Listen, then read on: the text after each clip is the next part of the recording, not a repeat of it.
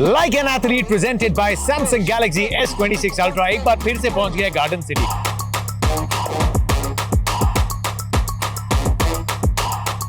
And our guest today is as classy and elegant as he's dashing and dominant. I wasn't really expecting at that point to be picked in the IPL because I had just come out of an under-19 Asia Cup. I hadn't really played that much senior cricket as well. So when my name came up, I was just walking out of the room. So I heard Royal Challengers Bangalore. I was like, what? Because I genuinely couldn't believe it. No one stretches and... Hey, the other you hit one straight down, yeah. Virat has life partner from the stands cheering for him. Is there anyone who also sits in the stands in RCB matches for you? Namma Bengaluru, like an athlete presented by Samsung Galaxy S26 Ultra. एक बार फिर से पहुंच गया garden city. यार आप लोग बोलोगे कि बैंगलोर बढ़ाते हुए शूट करने क्या करें? टैलेंट कूट के भरा है, हर गली मोहल्ले में भरा है. We are going to be focusing on a sport they love here, the sport called cricket.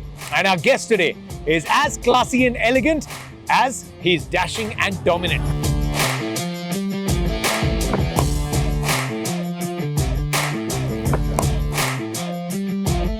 Leading wicket taker for the Lions. This time though, aggression gets the distance as well. Over long off.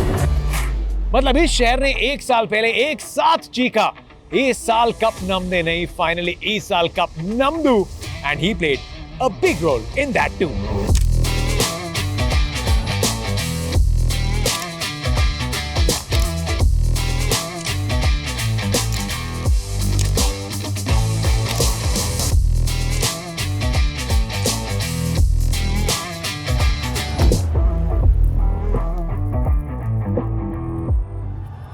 It was very hard to get a time slot to shoot with him, but it was harder to convince him to face a ball bowled by me. Not because I'm that good, because I'm so bad. Ha. Oh, I got an outside edge! That's gone past gully for a boundary, but Devdutt Padikkal, this was going to be my highlight of the trip. How are you, bro? Good. What a lovely dramatic setting, no? It's like almost godly, divine light shining on you. Spotlight at the KIOC. How's training going? How are you, man? First time Good. there. Good. Always great to be back here, especially. So looking forward to some batting and chats. One question before I get into the serious stuff. Yeah. Was I quicker than Krunal Pandya or no? I don't think so. There are not many fast bowlers quicker than Krunal at the moment. So yeah I'm sure.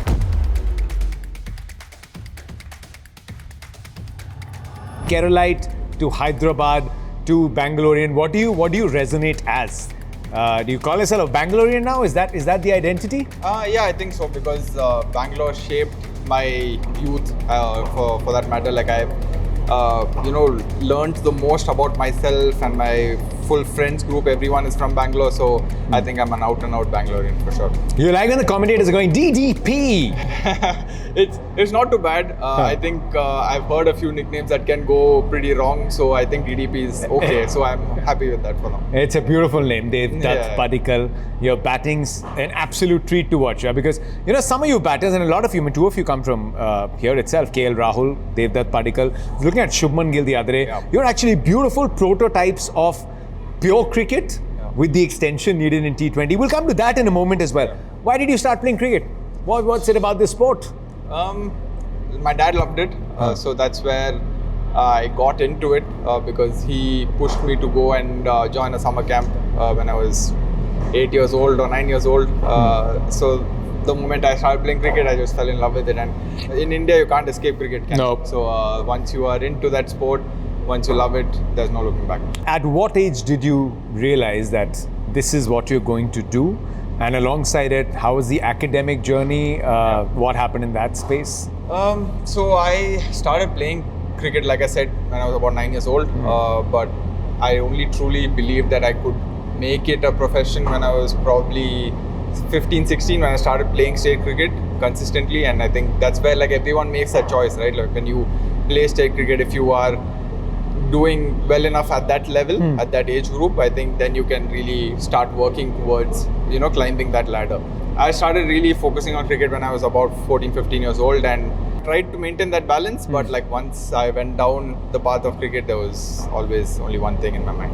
I know there's a lure of the IPL. The ultimate dream for all of you is playing for India. You've achieved that in a couple of formats already. Yeah. But just the pride in domestic cricket. Yeah. So what did it mean to an RCB fan to eventually know that you were going to join that dugout and play for that team? It was in 2019 when the auction happened, and like I wasn't really expecting at that point to be, picked in the IPL, because I just come out of an under-19 Asia Cup, and I hadn't really played that much senior cricket as well. So when my name came up, I was just walking out of the room. I was like, anyway, I'm not getting it picked. Like, why am I even watching it? So at that point, when I heard, I could just hear, like I was out of the room, so I heard like Royal Challengers Bangalore. I was like, what? Because like I genuinely couldn't believe it. Like, nor did my parents or my family, anyone. Like, what's going on? Because as a young guy who has just gotten into the setup, you wouldn't expect to like be in the IPL with all these stars straight away, right? So yeah, it was a very cool experience. The first year especially, I learned a lot. Just being around the setup, just knowing how IPL works. I think that gave me that platform to then, when I eventually played in 2020, to like be completely prepared. So tell me, what was the first experience where you batted with the great man at RCB? It was an eye-opening experience, I would say, to see. Were you nervous when you were padding up? Were you thinking about it? How would it be when I'm batting with him? Because every young cricketer that comes into the IPL in their first couple of years, nets is the most pressure that you'll feel. Especially if you are not someone who's going to play straight away. The net session is where everyone's looking at you, all the eyes are on you. Like every single person when you are batting there is looking at you, right? Like there is that one net where like if you're batting, especially with someone like Virat, everyone's looking at that net, and you have someone looking that good on the other end while batting. You have pressure on you to like at least be, comparable in terms of being competent to just like make sure that you're doing well enough that okay, you belong here. So the first few days were like that for me. Like I was just very, very nervous, trying to like impress people and things like that. But like once you watch them train at that highest level, it just makes you want to be there all the time, right? Like it makes you want to keep working hard, keep doing more time at the nets and things like that. So yeah, the first couple of sessions were like that for me. I mean, you had access to maybe just seeing Virat and AB discuss a game of cricket. Yeah. Right? Isn't that? I mean, anyone would just love to be a fly on the wall at that age. Yeah. Would you like sometimes just go like, keep chatting, guys, I'm not bothering you, just keep chatting? Yeah, definitely. I was always around them, like just listening. Like I said, for me it was about just observing them and listening to what they're talking about. It wasn't as much as asking them questions or like, because I didn't know what are the questions to ask at that point, because I'm still starting my cricketing career. So I don't have those questions in me yet, where like I've reached a stage in my career where I've had doubts and I have to ask questions. I'm still just seeing things, right? So for me, it was more important that I observed what they were doing, how they were going about their things, and then learn from there. Fabulous. I mean, your first two seasons, you crossed 400 in both the seasons that you played. And then moving to Rajasthan, then Lucknow, and then back to RCB. And back to RCB the year they say, "Is saal cup namdu." It would have been hard missing out the final. I mean, being injured. Of course. But what were some of the feelers that carried on as finally they lifted the trophy? Like I said, it was such a big relief for everyone associated with the franchise. You could see it in everyone's eyes. Everyone's body just felt lighter. And that feeling is very hard to explain. When you have been chasing something so relentlessly for 18 years to finally have that trophy in your hands and just celebrating with everyone that cares about this franchise so much was really, really special. Hard missing out on the final? Yeah. Or were you happy that you contributed so much? It was about coming to peace with it for sure. Initially, I was very disappointed, very like disheartened that something like that could happen. Because it was my first, honestly, like major like muscular injury that I've been through. So like I was still dealing with that and how that happened. But at the same time, I'm seeing the team, keep winning games and going to the final. So yeah, but like I just, as a fan, because like when I went to the ground on the final, like when I was sitting in the stands, I was just a fan. Like I wasn't thinking about it as a player or how much I'm missing out on something. I just wanted RCB to win because like I support that franchise, right? So that's all I could care about. So at the end of the day, it was just very, very special to be there. I'm not here just to chat. I'm here to watch Devdutt Padikkal up close and personal. Always been a big fan of just how correct your cricket was. I don't want to sound like a cynic or someone you may have abused saying, hey, I can play T20 also. I mean, what do you mean? Yeah. I have such a pure game. It's a compliment. DDP, can we start with your stance? Right, I'm just going to jump this side.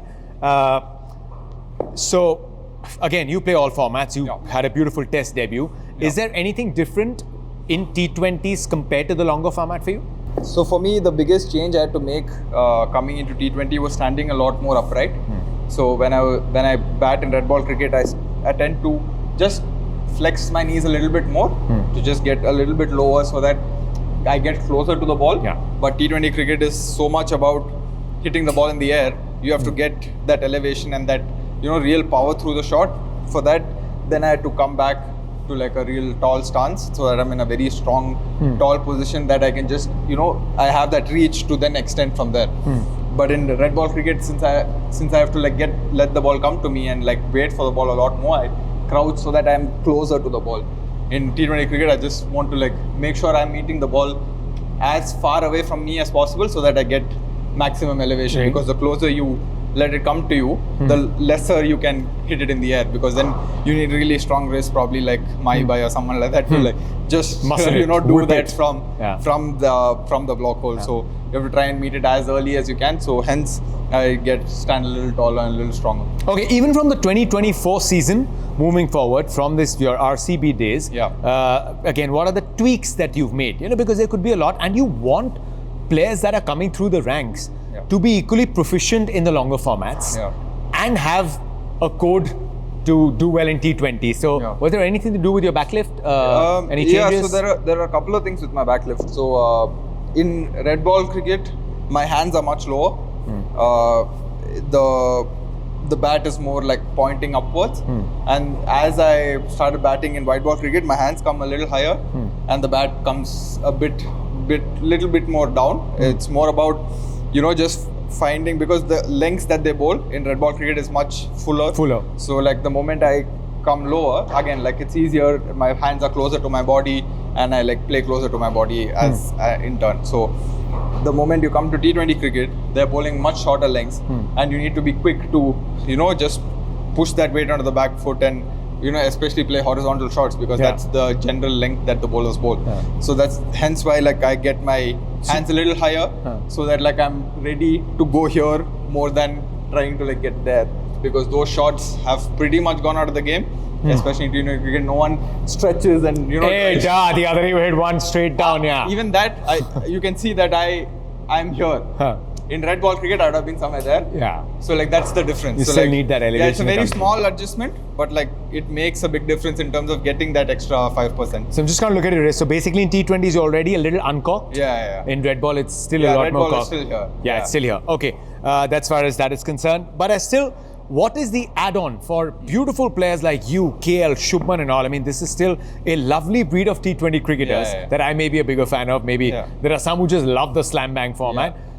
The extension of the arms, we've heard it so many times. What did you tweak that you don't lose out in your foundations, but you get that strike rate up 30-40? It's about focusing more on what works for you. I think for the guys you mentioned, the biggest strength that we have is picking length. So when you play red ball cricket for a long period and you have gotten used to knowing what lengths the bowlers are bowling, you pick length and then you move accordingly, right? You go front and back. So when you are not looking at picking length and when you're relying on power, that's when you go for those cross-barrel shots and like you don't move your feet. You just rely on your hands to do everything. But the moment you're starting to pick length, then you are getting closer to the ball and then you can really extend through the ball and still get that power. So when you are away from the ball, that's when you have to generate all the power just in terms of, just your hands. But the moment you know that the length is there, you then use more of your body to get into the shot and hence it looks much more pleasing on the eye, I guess. Because another thing that's changed in T20 cricket is to generate that power earlier, you'll have to just come down the ground to get that momentum. Now people are just standing and hitting those sixes, right? So you just made a point, and I'm going to put this ball. Now this is red ball or even 50 overs where your mindset is a bit different. Yeah. If this is the same ball, same length, but your thought is not to go for an aerial shot, you said, how do you create that extra room with your footwork to go aerial compared to a straight drive down the ground? Yeah, so like if a similar ball and pitch is there in a red ball game, you're probably here, right? You're probably here and you're right on top of the ball. And the moment now you have to go aerial, you can't stretch as much. You have to make sure that you are a little bit more upright, but at the same time, you have to make sure that your shoulder is still dipping. So the key to playing balls in red ball is your shoulder dip, right? Like your straight drive is all based on how close you're getting with your head and how your shoulder is dipping, and then you're extending through the shot. Similarly, even in white ball cricket, you have to dip your shoulder, not take a big stride, but still dip your shoulder so that you get that extension through. Like, so the moment your footwork is a little shorter, you have that space to then meet the ball a little further away from you, and then you get that extension. But then again, when you go forward, you don't have that space to extend your arm, so you play closer to your body. So that's how it goes. Fab. I want to watch you bat, man. So I've got my crew. They're not really the best bowlers to prepare you for the match, but they're not bad. Yeah. Wear your helmet, I don't trust them. For sure. Or if you trust them, then don't, because I'm going to capture this. I'm going to capture it on my phone. Got to keep it with me, man. Let's go.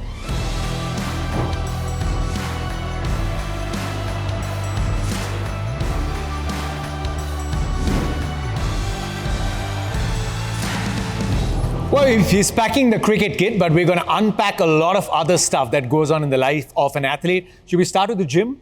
Yes. Yeah, after that, some nice meal and a bit of a heart-to-heart. We'll get to know Devdutt Padikkal.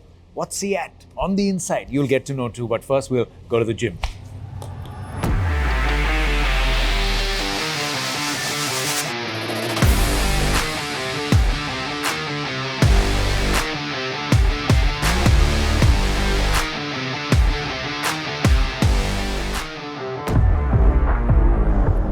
At the gym with DDP, are you somebody who classifies as a gym rat?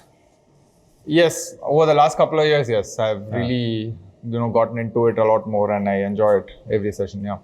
But again, even at the gym, how do you break it down during a tournament? Let's say right now the IPL is on. You're probably playing every twice or thrice, maybe in a week. Yeah. Recovery is not guaranteed. Yeah. So do the gymming sessions change during a tournament like the IPL? Yes, it definitely changes. But it's still important that you make sure you're getting that strength session in between games. It's difficult when it's like a one-day break, but when you have 3-4 days, it's important that you get at least one session in. So 2 or 3 strength sessions. Who's your favorite gym buddy? Is there one, or do you like working out by yourself? The most important gym buddy is your trainer.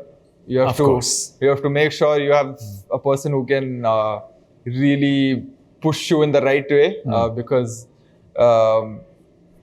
I can, like I said, I can get lazy off the cricket field. So like I need someone to make sure that I'm, getting to 8 reps and not stopping at 6. Yeah, and also like, okay, time up. No more break. On to the next set. What's your gym playlist like? Depends on the mood on the day. But generally hip hop, just anything. I would have guessed that. Yeah. Who's your favorite hip hop artist? Drake. Yeah. This is how I lead you into this question. Yeah. Can you drop a little bit of Drake for us? No. I've done that. I've had bad reviews, and I've decided I'm never doing it again. So, bro, if I was to guess, I would say DDP, full-time cricketer, full-time barista, part-time hip-hopper, part-time beatboxer. I wish. You've got some hidden talent.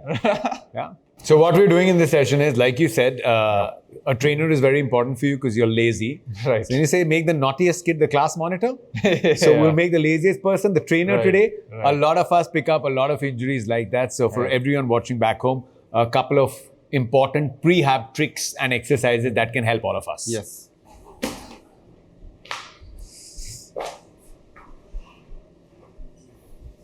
So generally, for me, I would start with a cycle or a treadmill or something like that. It's a little gentle warm up. Yeah, just maybe like 3 minutes to 5 minutes, whatever you feel is enough for you to get ready. So I make sure I do that first. And then I get a yoga mat, get a band. And so the first thing that we have is glute series, basically to make sure your glutes are ready. Yes, I'm getting one too. Yes, please. All these flight travels for this show, I tell you. So you just get a band right above your knee. I don't even need a mat, man. I'll do this side. Yeah. Yeah. So the first one, so it's a set of 4 separate exercises. So the first one, you get into this position and you just Clamshells, is it? Yeah, it's clamshells just with a bit of resistance. So like this is the first one. You do about like maybe 10 reps of this, and then you just straighten your leg, and the same thing again. So you go 10 with this as well, and then you go this way, and then knee? Same thing, yeah. Oh, that's a good variation. Yeah. So all of this pretty much works the same few muscles, same core muscles, but like it makes sure that the entire area is properly fired up and ready. And the last one, you just go here, and just the lower half, you just flick it up. And this is at 90 degrees, right? Yeah. At a full 90 and then... Yeah. And you just flick. Ooh, wow. So you do that for both the sides. And so that is your glute stuff done. So you do maybe 2 sets as part of your prehab. And if you are like really trying to work on them for like more muscle building way, you can increase the resistance and do a few more sets, a few more reps based on whatever you want to do. So that is the most important part for me, because generally hamstrings and like glutes and stuff like that stem from the lower back area, from your hip area. So glute series is a very important part of that. So for me, there are like 2 things. So there is glute, and there is the next one that we are going to do, which is the hip series. So next we can do that. Yeah.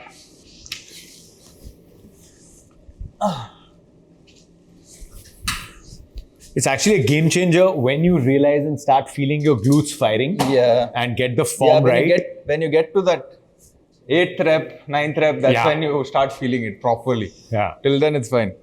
So now for the hip series, we start with this. So you just put it around your ankle and you just feel that resistance till the place where you can not push longer, and you just come back.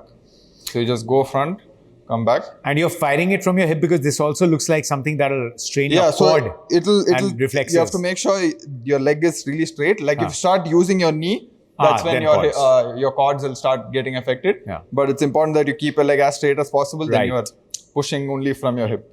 So you can feel it. Like as you start doing it, you can feel you're only going there. Yeah. And so that's the front on. Then you turn to your side, and the same thing. You just let it go slowly. You see a lot of these things happen, let's say in Pilates and stuff like that, right? You see like people working on this hip area a lot when they're like using that resistance and they're sliding across. It's like something similar, but it adds to our prehab routine in terms of making sure our hips are like really switched on, because a lot of injuries that happen are due to your back being stiff or not being ready. So even my hamstring injury, we realized that my back used to get stiff a lot. So when I used to get my back released all the time, but then I used to think, okay, that is just my back problem, right? But then when we used to do our like hip flexor mobilization and stuff, you could see that my hips were really tight. And my hips were really tight because of the fact that my back was stiff. It's all connected. Yeah. So everything was coming back to my back, and my lower like hip and my hamstring then eventually was what gave away, because it wasn't able to take all the load, because the hip was weak, the back was weak, and so on. So I had to make sure that all these things that I do, I'm doing like very consistently, very like, in a very disciplined way, because it's very subtle things. It's a small like part of your entire gym session, but you have to make sure that you are, committing to it every single time. Otherwise, you'll end up in that situation again. But this is also very easy, right? You just got to carry a couple of bands. And Yeah, it's I mean, just even two if you bands, yeah. don't have a band, if you just do maybe 5 extra reps of your clamshells, you Yeah, will yeah, feel it works. your glutes. Yeah, definitely. Do you, when you wake up, because you've got this stiffness thing, and Yeah. you know, a lot of people, it's just there. And it Yeah, only yeah. goes up with age. Yeah. Do you do like an animal flow or something, a stretch in the morning, foam roll every day? Do you have a routine or? Foam rolling is something that I do a lot. I think that's definitely helped me personally. I think it makes a huge difference, foam rolling. I've always enjoyed doing it, and the moment you feel like you have done enough foam rolling and then you do your stretches, I think you stretch a lot better, especially at your back when you just do your sideways opening up. You can hear that tuck tuck tuck tuck tuck on your back, and that relief is unbelievable, right? So that happens if you like foam roll properly. I think that gets better.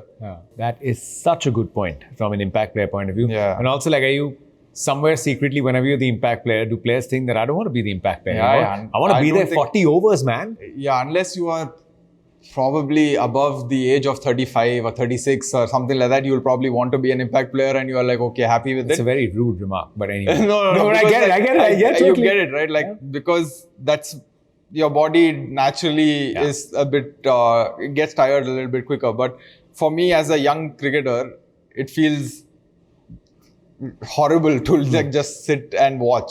So do you Right. tell the coaches that? Do you tell a DK or Yeah, Andy? there have been times where like I've genuinely gone up and asked, I want to field in this game. Yeah. But like it doesn't work that way, like combinations and whatnot. But yeah, like it's not really enjoyable. Honestly, I love to field. I love to be out there and contribute, especially on days that your batting doesn't go so well. You want to make sure that you're on the field and contributing in some way, because you believe that is a part of your game that you can offer. So when you take that out, it makes you a very one-dimensional player, right? You're only there for your batting, and they don't see what and all you can bring on the field. And it's not just about fielding. It's about, now that I've played so many years in the IPL, I feel I can contribute to the captain. I can talk about what's happening in the game. I can talk to other players and like give them support in different ways. But the moment you're not on the field, it's very difficult to do that from the outside. So yeah, I definitely would love to be out there on the field. There you go. At least the intent is there. I'm Yeah. sure whenever the team can form a combination. Right. These are such good insights, because you know that it probably exists, but to hear it from the horse's mouth is great. Yeah. Okay. What do we do now for the upper body? Shoulders. So, yes, shoulders. This is the most annoying, I would say. Yeah. So like no matter how short the session, how long the session, the first exercise has to be this. So for me, like you can do it with both hands, but like I prefer to do one hand at a time. So is this actually how it's done, or is the bench too the small bench for is you? a little Too short, small right? for me, but like it's fine. Like Yeah, it doesn't okay. really matter. You can just even stand and do it. Like it's not a problem. So obviously the first one I start with is Y. So you just go. Oh, you do single arm? Yeah, I do single arm because it just concentrates more on that particular arm. When you do it with both hands, you tend to like maybe lose out on a little bit on the other hand. Concentrates a lot more on that one hand instead of really splitting that up. So you go with Y first. And this is going to come exactly here on the rhomboids, right? Yeah. You have to just make sure that you're really focusing on that, because it's easy to just do it and not think about where it's affecting you. First is Y. So we go finish with that. Then you go for T, which is again a different part of your shoulder, but it can feel like everything is affecting the same part initially. But like the more you do it, the slower you do it, like the more controlled you are. I feel you can really feel which part of the shoulder it really works. It's almost like mind control. When you talk to the muscle, you almost say, this is the muscle I want to be used. Right. You actually start seeing that happen. Right, exactly. Yeah. So you finish with Y, if you do your T, then you go with your W, which is probably a little bit more challenging, because you have to really, make sure again, like this is a part of your shoulder that doesn't get worked that much. So even when you're throwing, this probably doesn't get worked as much. But again, you have to just make sure that you are really activating it as much as you can. Because the moment one of these parts of your shoulder goes, everything goes. Everything goes. So you have to make sure everything is together. Yeah. And the last one is L, which is just pretty stock standard. It's the most common thing that everyone does. Obviously, you can do this even with like a TheraBand or like a loop band. But again, it just really makes sure that all parts of your shoulder are really... I'm going to wrap up this gym session by again asking a very common question. We've seen that with Shubman. He traveled from Australia, he comes back, he goes into practice session. 3 days later, he's out of the test match because of a neck spasm. Yeah. Sleep patterns, and you can't help it how someone sleeps. Your pillows, you're in different hotels. Yeah. So just the way you sleep could be your own posture, could be hotel beds, mattresses, pillows. How big a part is that in injury prevention and just an athlete's body? I think more and more people are like getting switched on to how their bedding has to be. I think I've seen KL carry his own bed. Carries his own bed? Yeah, I've seen him carry his own mattress. Mattress, okay. Yeah, Inflatable or a thick no, it's proper a one? proper mattress. So Okay. I've seen him do that. I've seen, obviously you can see people carrying their own pillows. That's very common now. So those things are very important because that most of your day goes in sleeping, right? Like especially during IPLs, most of your day you're just sleeping. Not for anyone on the set of like an athlete right now. Let me just say that. Yeah, but like that's a very important part of an athlete's recovery. Like sleep is one of the most important parts, and now people are starting to get switched on as to making sure that everything is, really comfortable and at the right level. Because at home you have a certain type of bedding that you have grown up in. You have grown up sleeping on, like the pillows are a certain way. Definitely you won't get the same, although most of the hotels have options, right? Yeah. They have options in terms of the pillows you want, the mattress you want, but still it is very different to what you would be used to at home.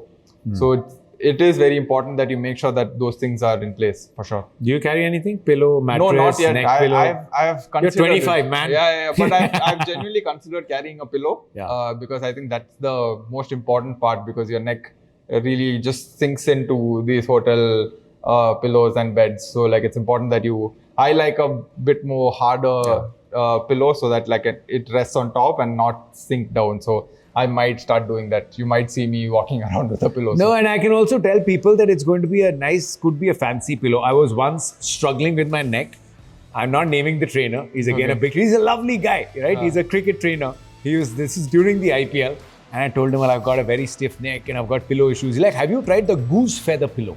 Okay. I'm like, there's a pillow made of goose feathers. He's like, yeah, I'm going to send you the link. He sent me the link. Pillow was for 18,000. Oh my God. So my neck became even more stiff. And I took 18,000 for a pillow. I ain't got no IPL contract. But yeah, I mean, get your pillow. Go to a normal, room wala banda wo bhar dega bhai. I've got a great setup for you. Coffee, man. We haven't had coffee conversation. Now it's time for heart to heart. Now that you're fully warmed up and stretched and activated, let's go for my favorite part of the show.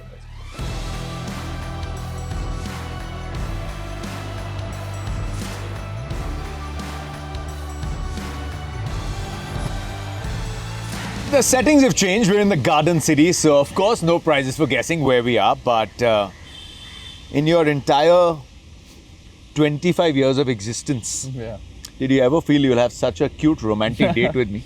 I've never had one, so I'm looking forward to this. Look at the settings, yeah. It feels really nice. Are you a romantic kind of guy?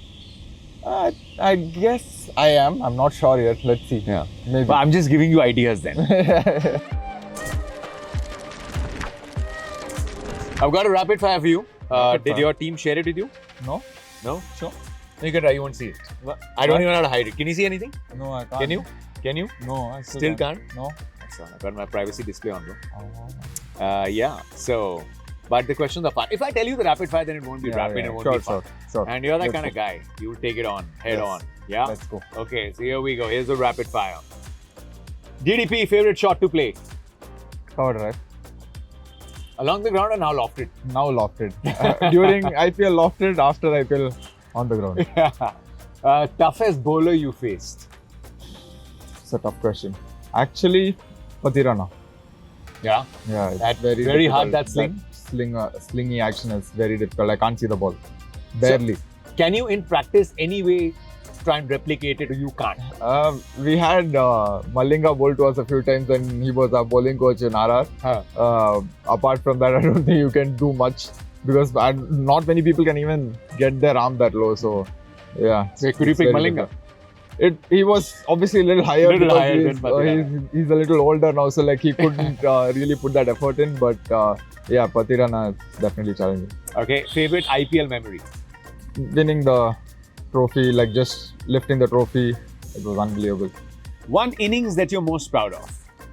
There are like I would say my test debut was something that I was really proud of, getting a 50 on my debut, because it was a very like scary proposition for me to make my test debut. I was very nervous, more nervous than probably when I made my T20 debut for India or when I played my first IPL game. I was very nervous for my test debut because that is the dream, right? That's what I've always wanted to do, and to be out there in front of all those fans playing test cricket against England was something really special. So under that level of pressure to do what I did, I was really proud of that. You know, I grew up saying this, hey, what an uncle kind of a thing to say, but now as a 40-year-old uncle, I'm going to say, beta, I feel very nice. Yeah. When you say test debut, when you give proud to test cricket, very nice answer, beta. Proud of you. Dream cricketing moment? Getting the test cap for sure. Yeah. I think even Ash was the one who gave me the test cap, and the way he spoke was really special. You know, it really stayed with me, and yeah, that entire moment was really special to me. So is it fair to say that your favorite format is the one that you enjoy playing the most, Yeah, or yeah. matters to you the most? Is Yeah, test 100%, 100%. Yeah. Excellent. Favorite cricketer growing up? Anyone apart from Rahul Dravid, or maybe? Yeah, like in terms of, I used to just love watching left-handers bat. So for me, it was Gautam Gambhir, Adam Gilchrist, and Yuvraj Singh. So just watching those three bat whenever they came out to bat was something that I really enjoyed. One word for Team India. Honestly, at the moment, invincible. In T20 cricket especially, they're just incredible. Who's the funniest person in the dressing room? You can tell me the India dressing room we've been a part of, and even RCB right now. In the Indian dressing room, I would say, I've not played a lot with him for India, but I've played with him for India A and other teams like that. Arshdeep Singh, he's just unbelievably funny. And you can see that with his content now. So yeah, he's really funny. And with RCB, I think there are two guys, Phil Salt and Tim David, and they have that very dry, subtle humor, that sarcastic humor that they enjoy, and I personally enjoy that. So yeah, I find them really funny. Yeah, they're also very dry and sarcastic to bowlers. Yeah, very dry. Who's that one person who always gives excuses? I would say Karun Nair, because I've played a lot with him, and he loves a little bit of a moan and cry about things and like the pitch and stuff like that. So I would say Karun. Third, you'd probably say Supreet, who's standing behind the camera. Wow, someone's written a very romantic question actually. I know. Like Virat has his life partner from the stands cheering for him. Is there anyone who also sits in the stands in RCB matches for you that you may not know? Yeah, definitely there is. My mother. Yeah. Do they come for all the matches? Yeah, she comes for most of them. My mom does. My dad doesn't. He doesn't like the whole buzz and like, you know, the hectic nature of a stadium game. He enjoys sitting back watching on the TV and, you know, being nervous at home. My mom prefers being nervous there. So yeah. Does she have any like superstitions or? I don't know. I've not tried to ask her either, because then once she says that, then it'll come into my head. So I'd rather not. How nice. Any superstition that you have? Or a habit or a routine? So before I go into bat, like before the toss and everything happens, you go and knock a few balls, right? Yeah. So I have this thing that I play only 19 balls.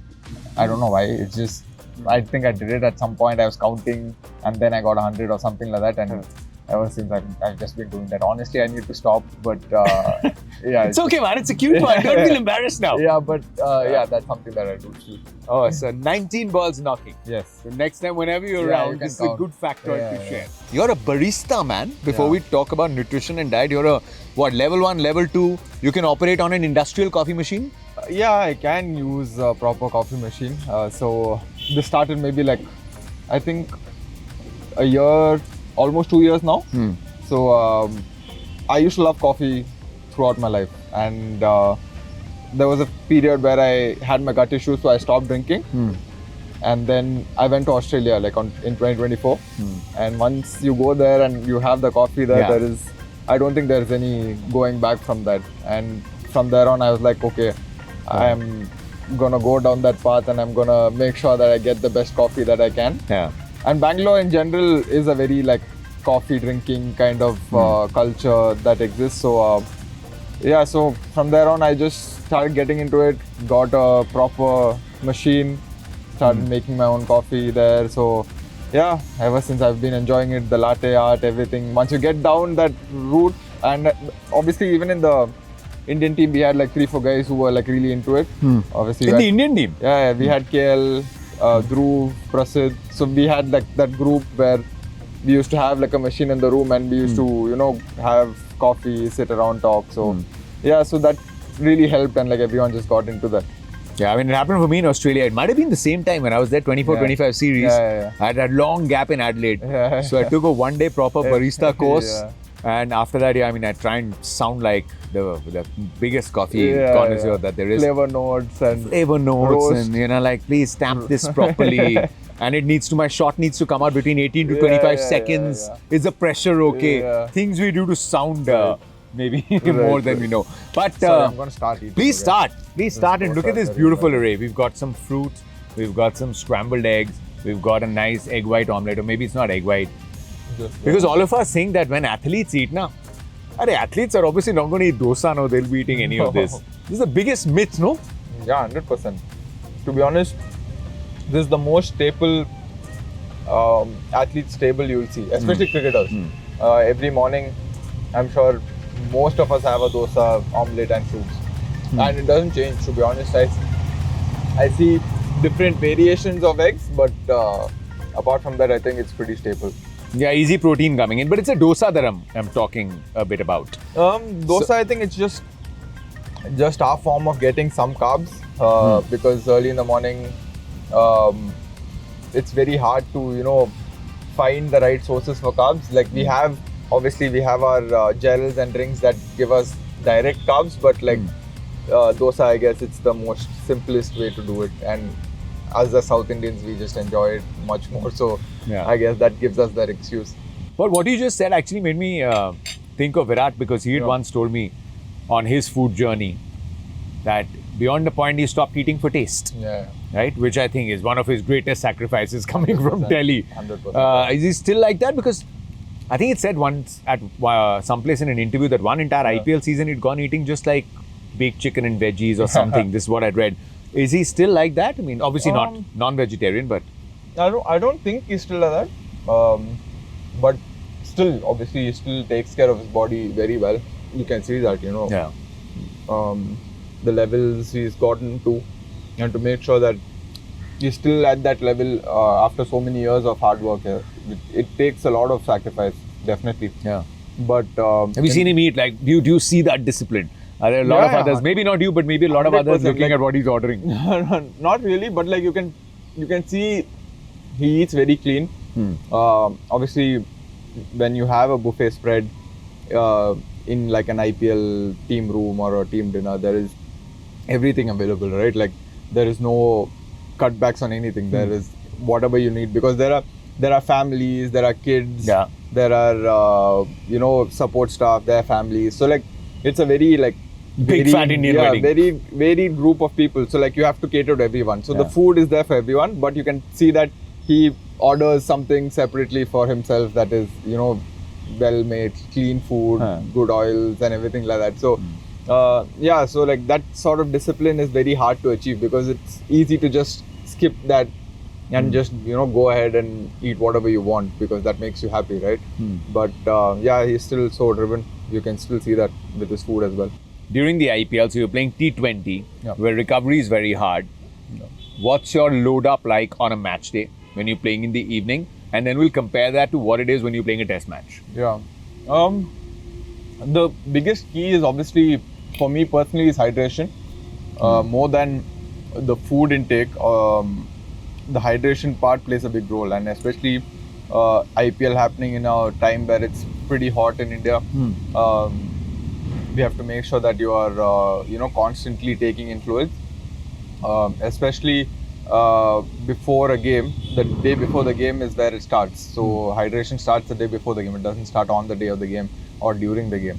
So what you do the previous day, the amount of electrolytes you get in, the water you get in, is very important. And they make sure that we are constantly hydrated. They keep sending us electrolytes to the room. They'll just place it outside.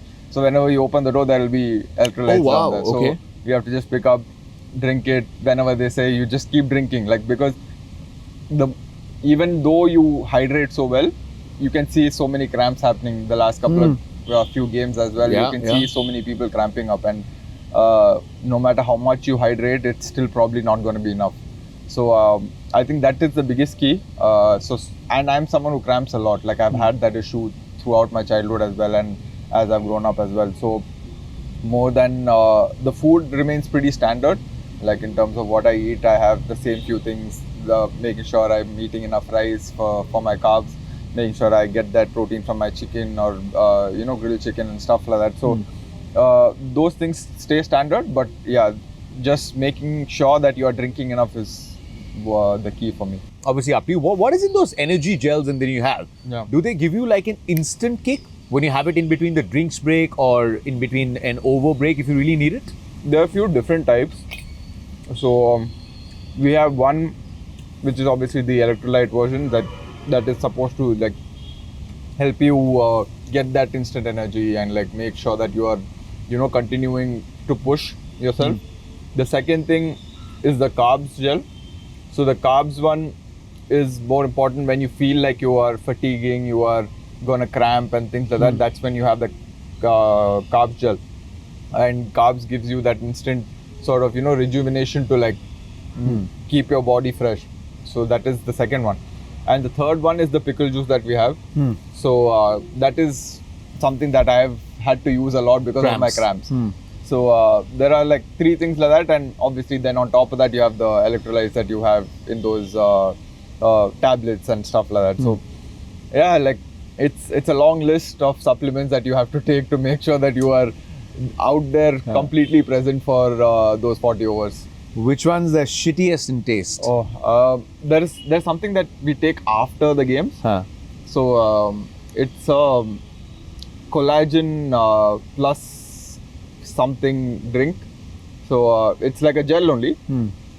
It says cherry, but I don't get any cherry from that. Well, look at your cheeks with all that Oh collagen. my They're God. still like cherry. They're blossoming. It tastes horrible. But yeah, like I think that's probably the worst tasting thing that you have to take. That too, you have to take it at like you come back after a game at 1 in the night, and you have to take it then right before you go to bed. It's not enjoyable. You almost for a second and a half or two sounded like Rahul Bhai there. I've been I seeing think you and all of that. All of us in Bangalore probably sound very similar, very like relaxed, calm. I think that's just how it is. Did you try to imitate his batting style and all of that, I'm guessing? I don't think so, because Oh, you're a if left-hander, I of try to course. imitate that now, I think I won't be playing IPL any longer. I'm sure. I don't know how Rahul Bhai would like to respond to that. I think he'll also agree, because the cricket has changed a lot.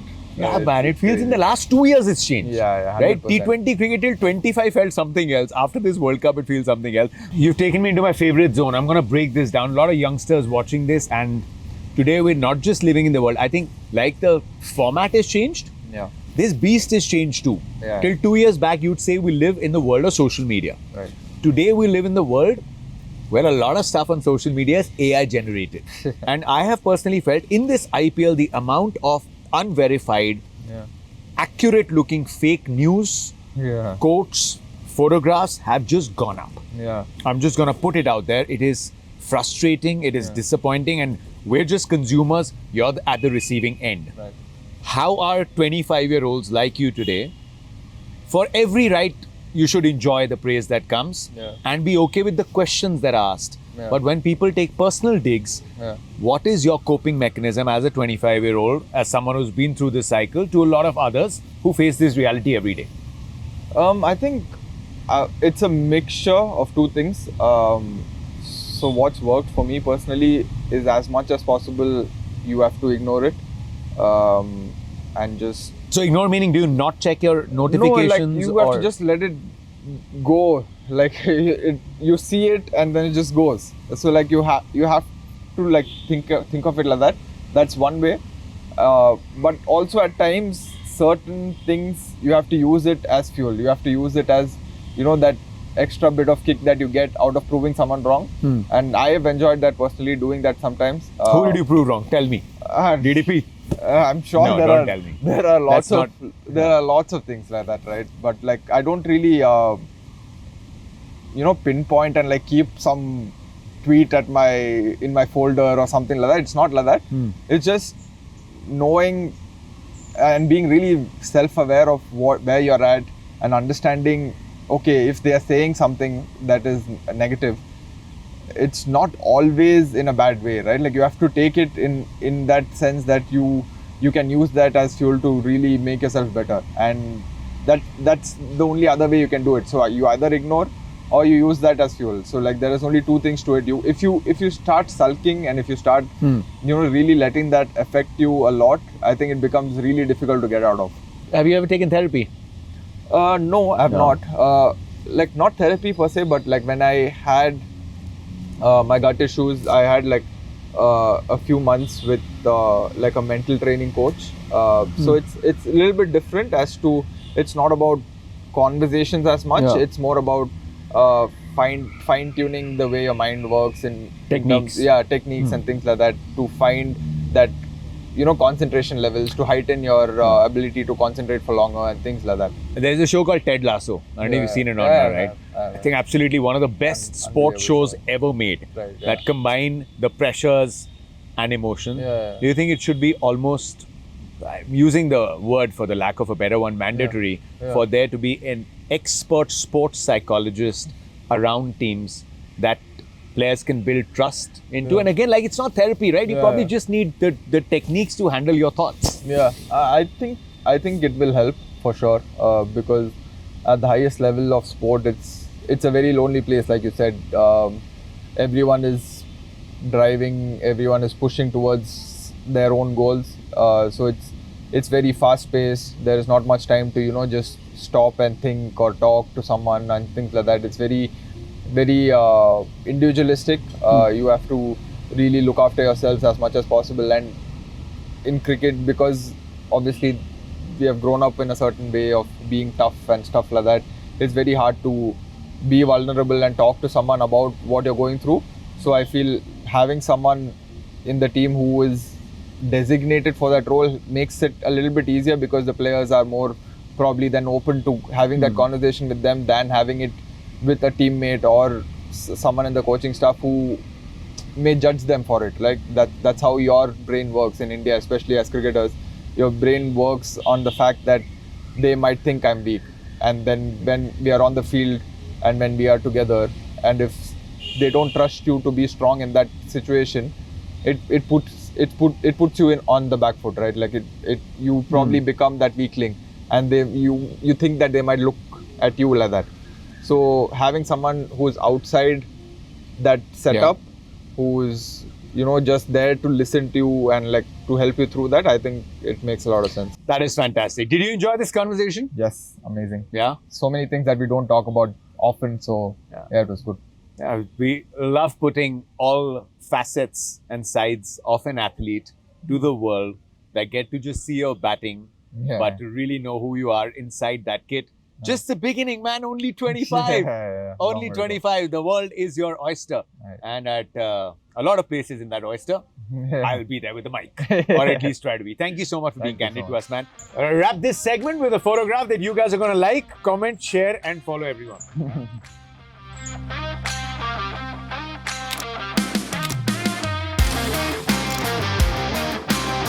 Looks good on our Samsung Galaxy S26 Ultra. But here's wishing you all the best, DDP. Thank you so much. See you on the ground. Yeah. We'll be commentating from the box, and so looking forward to capturing a career which is going to go on and achieve great heights. Thank you. Hope you guys enjoyed this episode of Like an Athlete, presented by Samsung Galaxy S26 Ultra. We'll see you from another city, with another athlete, with another heartfelt story. Until then, it's goodbye.